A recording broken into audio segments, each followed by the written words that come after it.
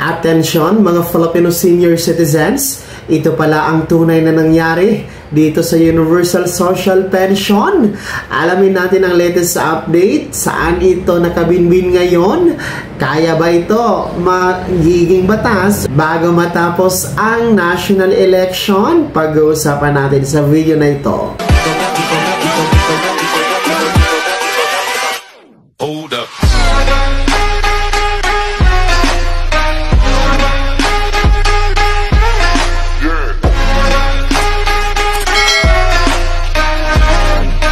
Hello mga ka-vlogs! Welcome dito sa aking YouTube channel. Magandang araw po sa lahat ng mga manonood. Saan po kayong dako sa mundo? Kumusta mga ka-vlogs? Makinig ha, mga senior citizens na mga Filipino. Aba, ito po ang latest update sa Universal Social Pension. Ano nga ba ang nangyari dito? Bakit nakatiwangwang? At ito ay nahinto matapos maaprubahan sa Kamara. Ano ang tunay na status? And atin pong aalamin sa video na ito ang tunay na nangyari.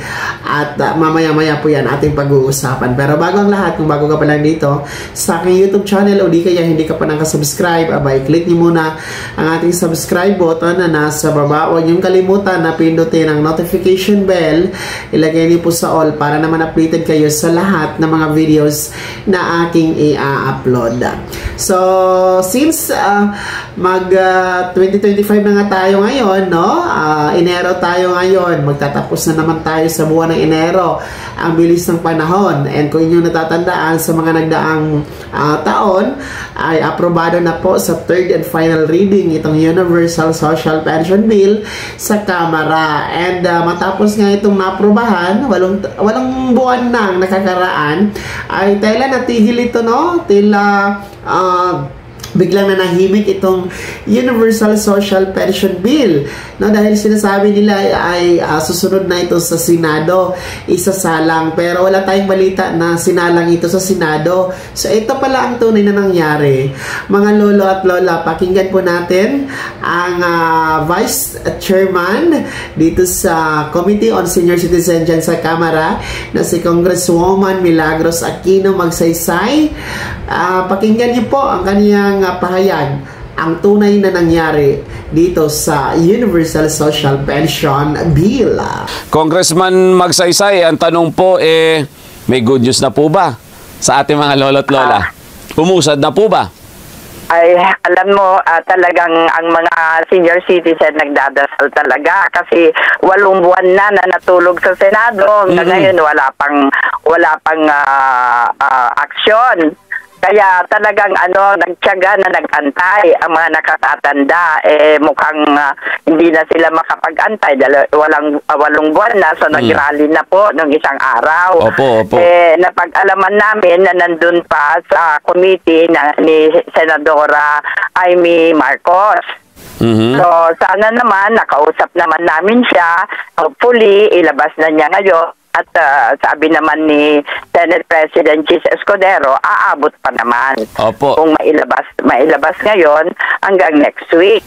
So sana naman maawa si Senator Amy Marcos sa mga nakatatanda at aksyonan na niya sa committee niya, kasi nasa committee pa aksyonan na niya sa committee itong Universal Social Pension kasi talagang itong pinakamimithi, itong pinakaaantay ng mga nakatatanda na lahat na ng seniors ay tatanggap na ng buwan ng pension. Opo. Sabi niyo po nakausap na ninyo si Senator Amy Marcos at nasa committee niya yung pong counterpart itong panukala na ito, na ipaliwanag po ba sa inyo kung bakit naantala ang pagpasa nito at ano ang commitment na malinaw na ibinahagi po niya sa inyo? Wala naman malinaw na commitment. Sabi naman niya pag-aaralan niya. Pero napag-alaman ko doon sa isang head ng malaking organisasyon dito sa Pilipinas na PWG na pala yun. Okay. At ewan ko kung anong bakit hindi pa inilalabas. So sana pinagdadasal namin at nakikiusap kami, Senadora Amy Marcos, na sana aksyonan mo na itong universal social pension. Maawa ka naman sa mga nakatatanda at ito lang ang talagang inaantay nila. Ang counterpart nyo po dyan, kung di ba yung bill ni Senator Risa Ontiveros, yung 1.5 naman yung kanya, 1,500? Oo, pero si Senator Bong Revilla, ang ano niya, yung version ng Congress, yun din ang kinain niya. Kaparehas po, kaparehas po na sa inyo. Ayan. Yes, parehas. Kung yung hinihingi natin ay 1,000 na pension sa lahat ng senior citizens, di po ba? Kung maaari lang sana, pero talaga namang inayos naming mabuti sa Congress at may mapagpondohan na, pero hanggang 500 lang.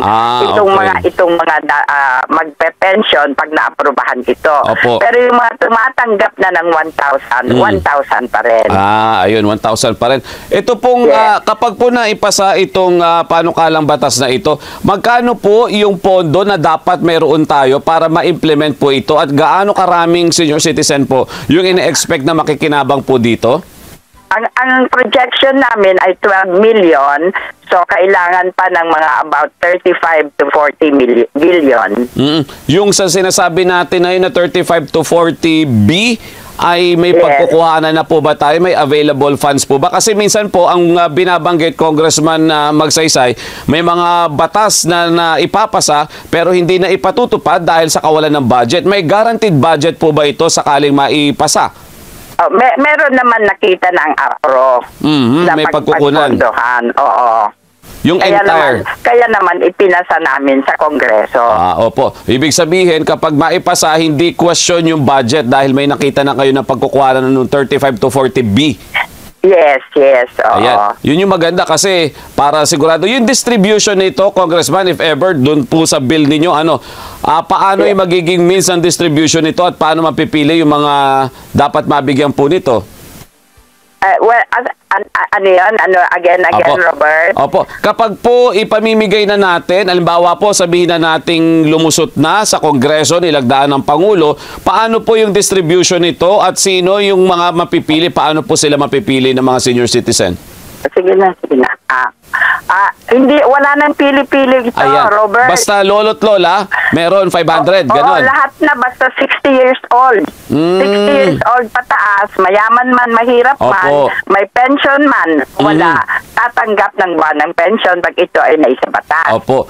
Yung buwan ng pension na ito, Congressman Magsaysay, paano po maibibigay sa kanila? Yung monthly na yon, may card po ba or what? Kagaya din ng pagbibigay ng social pension ngayon ng mga indigents. Ang nagbibigay pa sa ngayon ay ang DSWD. Opo. Dahil hindi pa na masyadong kaya ng NCSC. Dahil sa kakulangan nga ng opisina, manpower. So nandun pa sa DSWD. So kung baka DSWD pa din ang mag-i-implement nito kung sakaling maaprubahan. Ayan. Panghuli na lang, Congressman Milagros Aquino Magsaysay, baka may nais po kayong banggitin sa mga lolo't lola na naghihintay po nitong pension na ito. Nasa inyo po pagkakataon. Yes, sa ating mga lolo't lola ay magdasal lang po tayo at sa tingin ko naman ay ibibigay ng Diyos ito sa atin. At may garantiya naman I mean may constant communication kayo doon sa inyong counterpart para mailusot po ito sa Senado. Yes, open naman ang communication namin sa Senate. Ayan, maraming salamat po, Congressman Milagros Aquino Magsaysay. So ayan mga senior citizen, maliwanag sa sikat ng araw. Ito palang Universal Social Pension Bill ay kahit aprobado na sa Kamara, naka-hold pala ito, hindi naasikaso sa hanay ng Senado, particular sa committee sa committee ni Senator Amy Marcos. So, ang problema pala dito, hindi binigyang prioridad ni Senator Amy Marcos dahil siya ang mahawak ng committee sa panukalang ito, the Universal Social Pension Bill. Kaya hindi ito na pag-uusapan, hindi na isalang dyan sa Senado. Kasi 8 buwan na pala itong nakabinbin dyan sa komitiba ni Senator Amy Marcos. So, yun pala yung problema. hindi nabigyang prioridad. Bakit naman, no? Dahil kahit sino naman na nasa Senado, alam naman natin na talagang urgent, no? Prioridad dapat itong Universal Social Pension Bill, mga ka-vlogs, no? Dahil kung hindi nga lang magkakaroon tayo ng national midterm election ngayong May, no, hindi ito mauungkat no? Kaya naman sinabi kanina ni Congresswoman Milagros Magsaysay na sa kanyang pakikipag-usap kay Senate President na si Chis Escudero ay mahahabol naman po daw ito, no? Kayang-kaya mahahabol, no? At magiging batas, no? Once na i-prioridad sa komitiba ni Senator Amy Marcos, no? Kaya naman po daw ito magiging batas bago nga matapos ang